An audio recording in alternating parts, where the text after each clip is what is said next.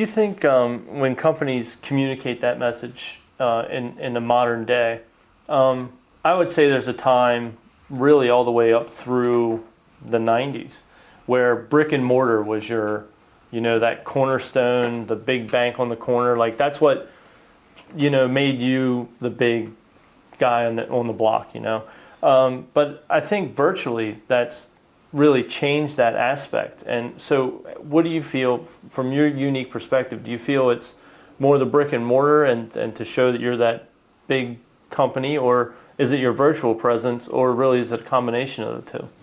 Well, it depends on who you are and what you're doing. I hear, for example, that Amazon is going to start having stores soon, that's a pretty interesting thing. I don't know, how do you take the largest market in the world and put it in a building? I don't know. We are definitely moving into a much more virtual environment. And video is playing a major role. And strategic video is huge in terms of propelling an organization forward. And I know that's the area that you get into, is not just recording stuff, but understanding what is the brand, what is it that you're trying to do, what's the strategy for getting you from where you are to where you're going, and how do we create video that's consistent with that. And I remember the first time that I saw the video clip that HRCI put together. It was in Toronto. Was the first time I saw it. I mean, it'd probably been around a long time because you had to create it and develop it and all that. But the audience was forming, and suddenly I heard my voice, and I looked up on the screen, and I don't know how long it is. Is it like 60 seconds? It's really short. Like 45, yeah. And it starts off with me saying something about strategy and innovation in HR, and there's this wonderful montage of movement. You see the HRCI logo, and the next thing you know, you'll see the head of Rosetta Stone, and and it's like all of these major players are up there, and each one of them has got a sound bite that really carries the spirit of the future that we're trying to create. And in 60 seconds, you have a visceral reaction to this. And it's like you're there. It's like, I want that. I want to be part of that. And it happens through that video message and that creativity that goes into crafting the video itself. Well, now that's available on the desktop, which means that I don't have to go to a hotel. I don't have to go to a theater. I'm sitting here talking to you, wondering if I want to hire you. This is what happens to me all the time. Seth, what do you do exactly? We're thinking about, we have a conference coming up. We wonder if you want to speak. And I say, well, go to visionaryleadership.com, and there's a video on the front page. In fact, on every page there's a video.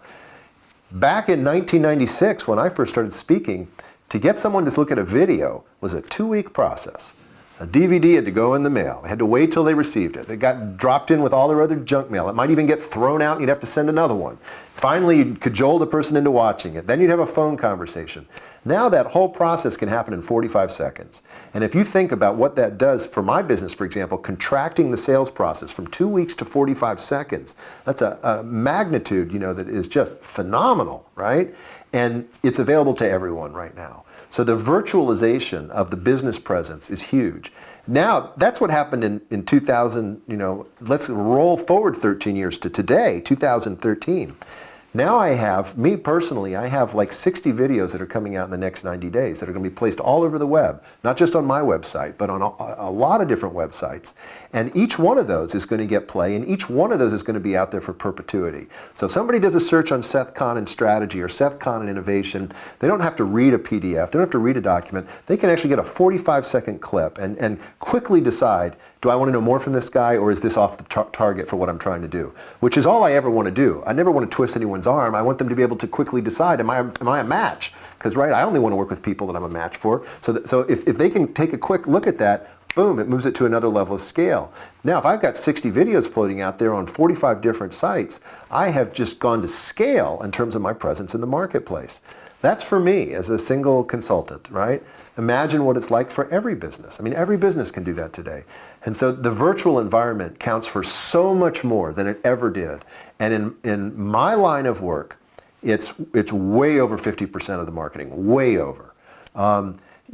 People still are moved by me personally. Maybe I'm the brick and mortar as a single consultant, but look at REI, for example. I mean, I've been a member of REI since I was in college, so 30 years I've been a member of REI. How many times have I been in an REI store? Well, in the beginning, obviously a lot more than now, because that's all there was. But in the last 10 years, I've probably been in an REI store 10 times. How many times have I shopped on their website? I bet it's 1,000. Really, I'm a camper, I like wilderness stuff, I like their stuff. 10 versus 1,000. right? And the other thing about REI is that REI does a great job with their data mining. They send me targeted messages in my email. They're one of the few emails that I read.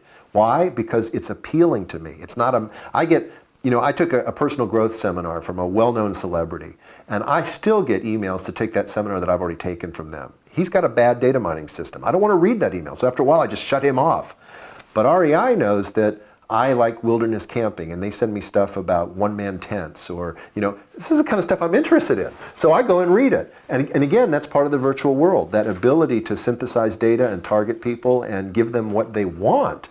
That's part of that driving uptake. So to me, the virtual world is just way up there in terms of presence, business presence.